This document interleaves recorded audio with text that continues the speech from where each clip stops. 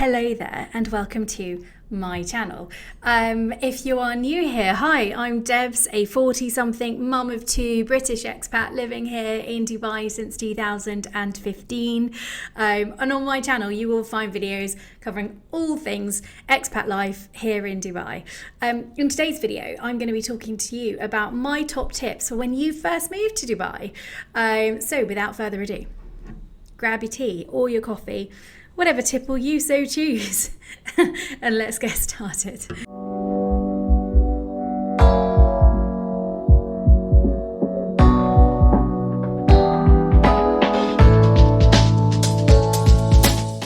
So look, moving house for anyone is an incredibly stressful time, but add to that move to an international country and it can turn into just a complete nightmare. So here are my top tips for when you actually decide to move country, and of course I'm going to specifically talk about Dubai. I'm going to divide this subject into two videos. The first one, which I'm going to cover today, is going to be things that you need to kind of be aware of and think about, be mindful of before you actually move to this country. And the second video will cover what you do when you've got boots on the ground and when you first arrive here. So hopefully that will make sense. I will put timestamps below, so if you do want to skip to any particular section, feel free, or of course join me for the whole video, which would be delightful. So before I start talking to you about my first top tip, I just wanted to cover off, I'm not really going to particularly talk about shipping in this video and getting your stuff here. There are two options: air freight, shipping. I had a really good experience with it. There are loads of companies that do it. So, do your research, work it out for yourselves, and, hopefully it should be fine for you, but I'm not really going to cover that in any further detail. So on to my first actual top tip. Before you even contemplate moving to another country, especially somewhere like Dubai, get on a plane and come here on holiday. It is the Middle East. It is a conservative country. It is a Muslim country. But it's also a fantastic place to live, and you're not really going to know that and get a feel for that until you actually step foot on the ground and see what it's actually like. I did this. I came here on holiday, and it put to rest quite a few misconceptions that I had about the place. It also made me feel a lot more confident when I did eventually move here. Top tip number 2, expat packages. In other words, what you're going to get paid from your potential future employer. So these vary hugely, and they've changed a lot over the years. We really ran the numbers, myself and my husband, before we decided whether this was going to be something that was viable for us to do. I had a great job back in the UK. I gave up my job to move here, so it was a really critical decision between us, and we really ran the numbers before we moved here. So my husband is on a traditional expat package. We get our rent covered, we get school fees covered, and even when we arrived, we even got a small furniture allowance, which was fantastic. So we did extremely well. A lot of other companies today don't offer the same allowances and packages. So just really run the numbers before you say yes to taking any job and make any commitments. The other thing is understand which bills your company is going to pay for. And what I mean by that is, the plane ticket out here is probably the minimum that they'll pay for. But beyond that, are they going to pay for your visa? Are they going to pay for your spouse's visa? I'll cover that a little bit more further on in the video. But just something to really think about: what exactly is your potential future company going to help you pay for and cover the costs of? And last but not least, if you are being offered accommodation, so this is quite common in the education industry. A lot of teachers get offered accommodation here, and I'm fairly sure that's similar with the medical industry as well.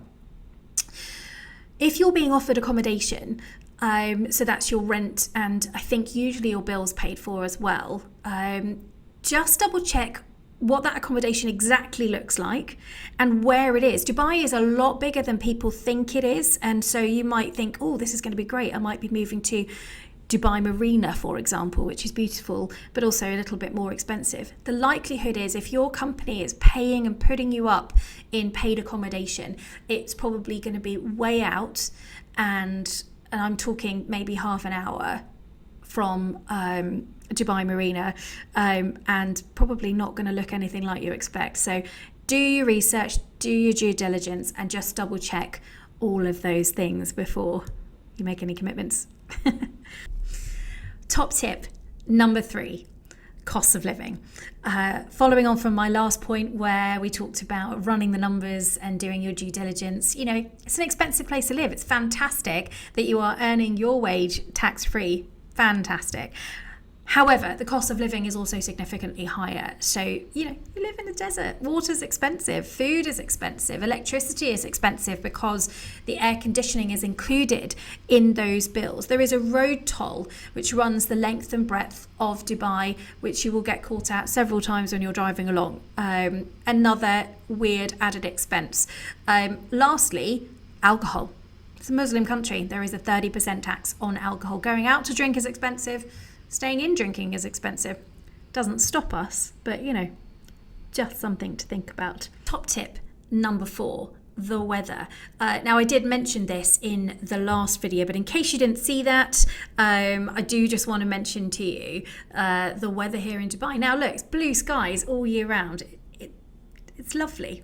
It's lovely to wake up to blue skies every day. I really enjoy it. It only rains about twice a year. Where it gets really, I'm going to use the word unbearable, is in the middle of summer. The humidity, which averages out at about 60% all year round, gets up to 90 to 100% in midsummer. I've never experienced head sweats before I moved to Dubai. And I lived in the south of England where it can occasionally get quite hot.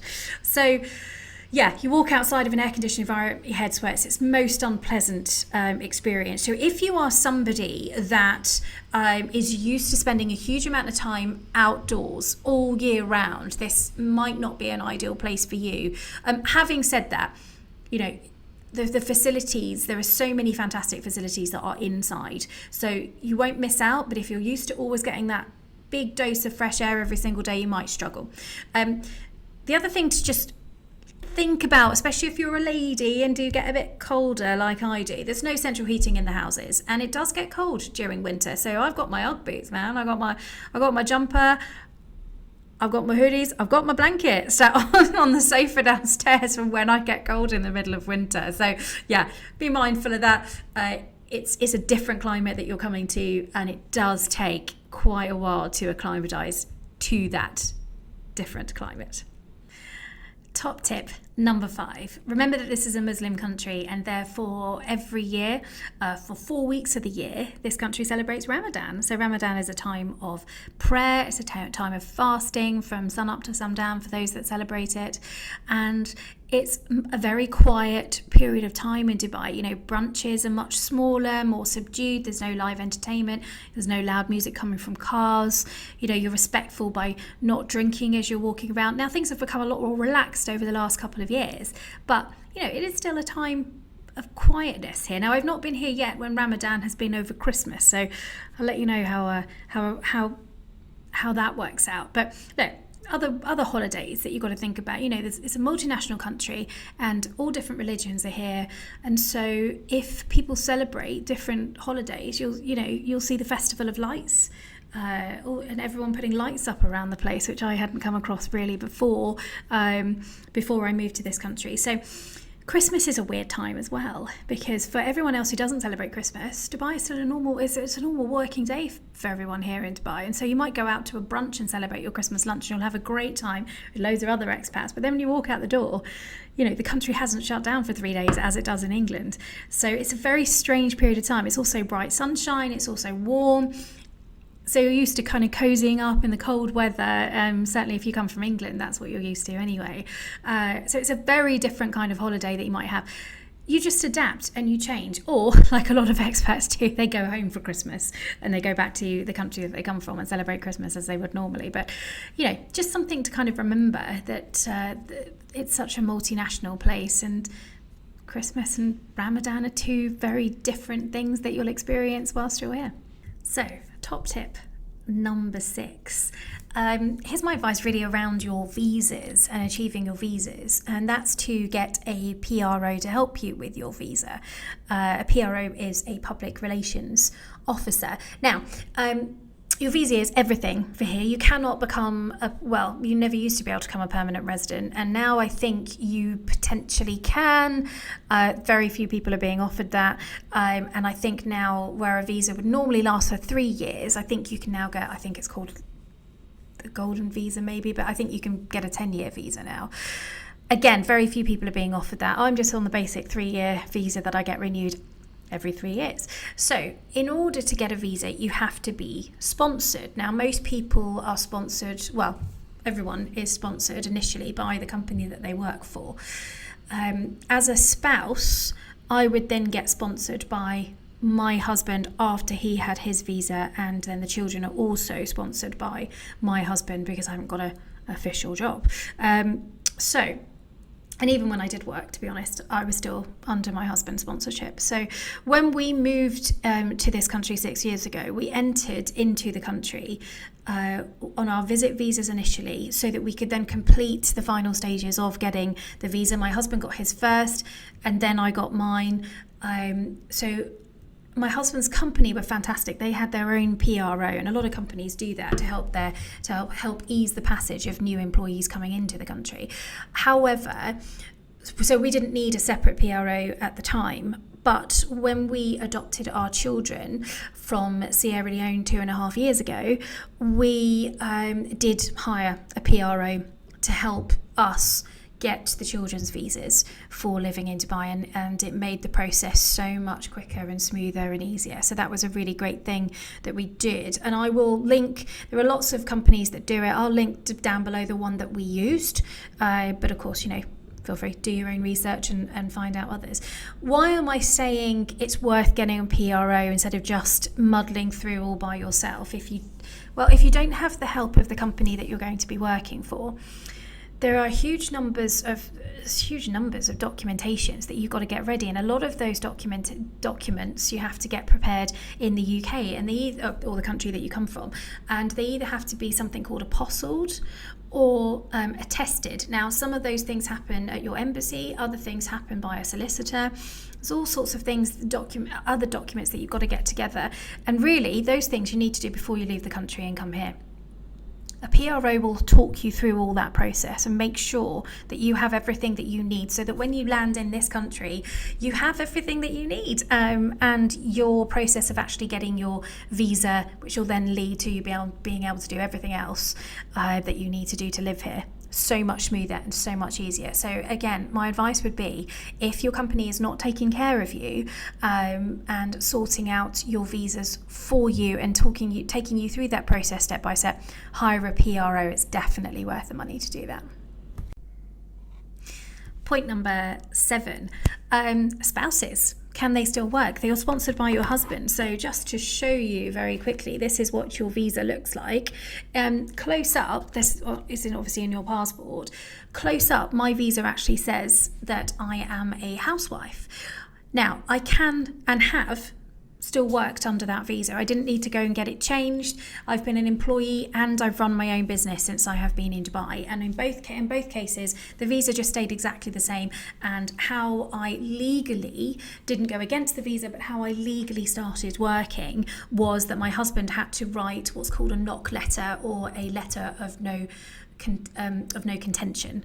And once I had that letter and everything was all legal and above board, and I could work with no problems at all without having to stress about getting my visa all changed. Top tip number 8, something really to just kind of have in the back of your head and be mindful of, I think, when you're thinking of moving here permanently, and that is the working week. If you're not aware, the working week in Dubai is actually Sunday to Thursday, and on Friday is a very religious day, and that's when the Muslims go to mosques and pray, and the expats will go to brunches and have a lovely time drinking and eating as much food as we want. But that does take a little bit of getting used to. And then the other thing is the time differences as well. So I am currently, over winter, I am 4 hours ahead of the UK. So with the working week and the time difference, sometimes keeping in regular contact, as in kind of Facebook Messenger or Zoom calls with family members, can be really, really difficult and challenging. So again, it's just something that you get used to once you're here. But top tip number 9, schooling. Just something I really want to draw to people's attention, to be honest. The differences between, certainly I can talk about the differences with schooling in the UK and here. But look, it's free for locals, and or the Emirati, should I say, and for expats, it will cost you. Now, in a large number of cases, your company will actually pay or give you an allowance towards the school fees. But, be mindful that it is expensive here. So you mainly choose between, in terms of curriculums, the IB or the British school curriculum. And there are other specialised schools as well. So, a friend of mine is sending her child to a French school. I do know of a Swedish school as well. So there are other schools if you do come from other countries and want to specifically send your children to those as well. In terms of cost, it gets more expensive the older the children are, and you do have to pay for the exams separately as well. So if you're putting them through GCSEs and A-levels here, that's going to cost an absolute small fortune by the time that you have finished. My advice would be really to kind of look around once you're here, and get a feel for the schools individually, and where you think your child might be best suited. I personally chose a British curriculum. It wasn't necessarily because of it being British, even though I'm British. It was more to do with the feel of the school, the teachers that I'd met in there, the location as well, the fact that the children could be taken right the way up to A-levels without having to change schools was something that I thought was really good as well if we're here that long.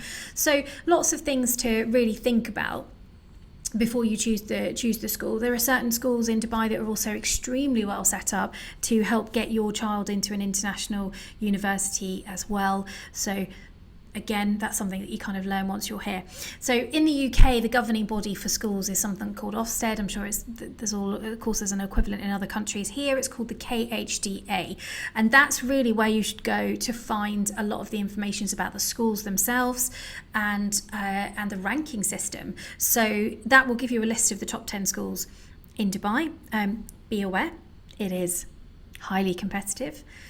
Those schools fill up ridiculously quickly, and and there are large waiting lists. So even though you might choose a school and particularly want your child to go there, you may not get in. So something to really think about, I guess. So having said that, the schools are fantastic. The education system is fantastic. I'm being given the opportunity to send my child to a private school, which I wouldn't necessarily have if we were still back in the UK, or children. So I'm personally extremely impressed with the schooling that my children have had so far. So my last point for this video, top tip number 10. Do you have to be married in order to come out here and cohabit as a couple? Well, in 2015, when I came out here, the answer was absolutely yes. Now, 2021, because of the 2020 Dubai law reform that came in, you no longer have to be married. You can cohabit and it's not against the law anymore, which is fantastic. My one caveat to that is that it means that you would both have to have a job. Remember, I said to you before that my husband got the job. I got a job a couple of months after we moved here, but I was still able to start the visa process whilst I was here and not live off a visit visa, which you have to leave the country and come back in order to get that renewed every 30 days. So I was able to do that because I was married and because my husband was sponsoring me. So if you are cohabiting and aren't married, the person that you're living with can't sponsor you because you're not married. So I think that's just something to really, I guess, be mindful of, that you don't have to get married if you want to come and live out here, but you do both have to individually have a job. So that's it. Thank you so much for joining me. Those were my top tips for you if you are thinking of moving to Dubai anytime soon, but certainly in 2021 or 2022.